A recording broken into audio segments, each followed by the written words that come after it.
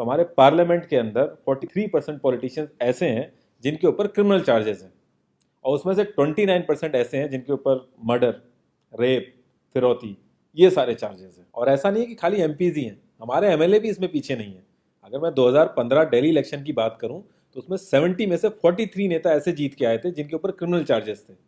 और अगर करंट की बात करें तो 37 एमएलए ऐसे हैं जिनके ऊपर क्रिमिनल चार्जेस हैं। और ये ऐसा नहीं है कि किसी ने आरोप लगा दिया या एफआईआर है, ये वो चार्जेस हैं जो सुप्रीम कोर्ट के अंदर फ्रेम हो चुके हैं। मतलब पुलिस गई है वहां पे, उसको एविडेंस कंफर्म हुए, आई विटनेसेस मिले हैं, ये वो चार्जेस हैं। ये प्रॉब्लम तो बहुत ही छोटी सी है कि पार्टीज क्रिमिनल्स को टिकट ना दें और लोग क्रिमिनल्स को वोट ना दें, लेकिन इस छोटी सी प्रॉब्लम के लिए 1999 से लड़ाई चल रही है और अभी तक इसका सोल्यूशन नहीं हुआ है।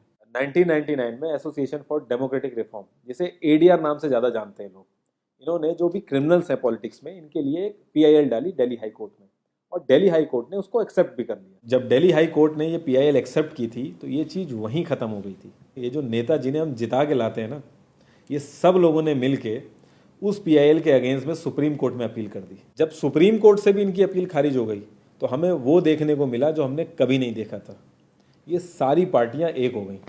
जब हमारे देश की सिक्योरिटी की बात आती है, उरी अटैक हो गया, बालाकोट हो गया, या हमले वाली सिचुएशन बनती है, तब भी ये पार्टियां एक नहीं होती।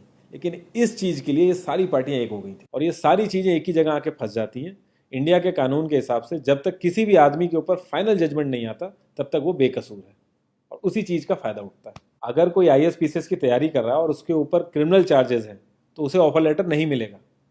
यहाँ तक कि क्लर्क की जॉब के लिए उसको दिक्कत आ जाएगी। लाखों कैदी ऐसे हैं जिन पर अभी जजमेंट नहीं आया है, जो अंडर ट्रायल है, उनको जेल में डाल रखा है।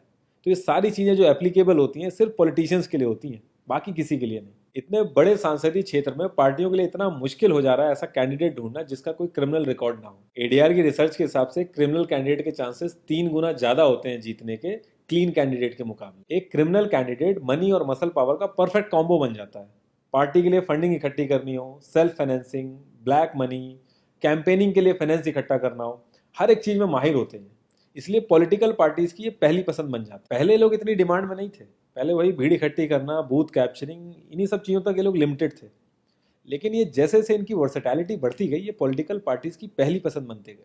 यार पार्टीज की मजबूरी तो समझ में आती है, लेकिन कास्ट और सिस्टम फेलियर की वजह से लोगों की भी मजबूरी बन जाती है इनको वोट देना। आज की डेट में यार एफआईआर करने के लिए भी आपको जुगाड़ की जरूरत होती है, लेकिन वहीं अगर आप अपनी कास्ट वाले नेता के पास जाओगे तो आपका काम हो जाएगा, थोड़ा बहुत आपका हिसाब किताब देखेगा, आपका काम कर देगा वो। तो ये जो सिस्टम कमजोर है ये मजबूर करता है लोगों को इन लोगों को वोट देने के लिए, और ये लोग पूरा ध्यान रखते हैं कि ये सिस्टम कभी स्ट्रांग ना हो। अगर तुम क्लोजली ऑब्जर्व करो तो हर नेता यही तो समझाने की कोशिश कर रहा है कि सिस्टम सारा खराब है, सिस्टम में ये कमियां हैं और मैं तुम्हें इस सिस्टम से बचा लूंगा। और गरीबों के हक के लिए लड़ते लड़ते लड़ते वो खुद अमीर हो जाता है। यार जीतने का एक सुपर हिट फॉर्मूला है, एक एरिया डिसाइड करो, उस एरिया की कास्ट कैलकुलेशन कर लो, जो कास्ट मेजोरिटी में है उसका रॉबिन हुड टाइप या एक बाहुबली टाइप एक नेता खड़ा कर दो, जो सिस्टम काम नहीं कर पा रहा है वो काम तुम करने लगो, लोग तुम्हें वोट देने लगेंगे।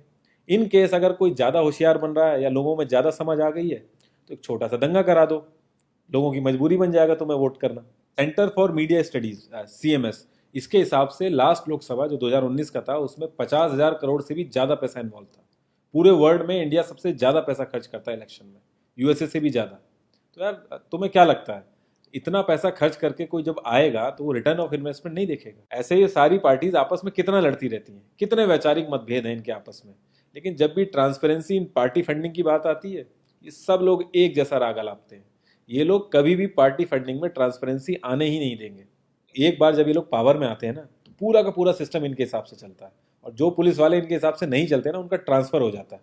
144 पुलिस ऑफिसर्स 1 लाख लोगों की सिक्योरिटी देख रहे हैं, और जब हमारे नेताओं की बात आती है तो 47,000 पुलिस वाले 14,842 नेताओं को सिक्योरिटी दे रहे हैं।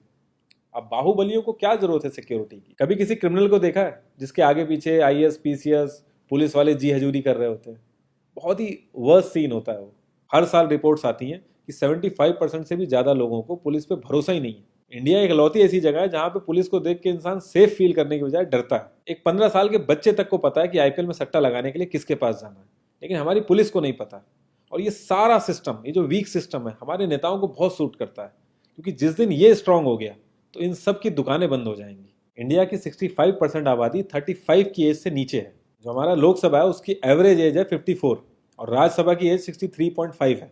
एक दो केस अगर छोड़ दें तो आम आदमी के लिए पॉलिटिक्स में घुसने का रास्ता नहीं है। अगर आप गूगल पे सर्च करोगे ना टॉप 10 यंग पॉलिटिशियंस, तो एक भी नाम उसमें ऐसा नहीं होगा जिसका कोई फैमिली से पॉलिटिकल कनेक्शन ना हो।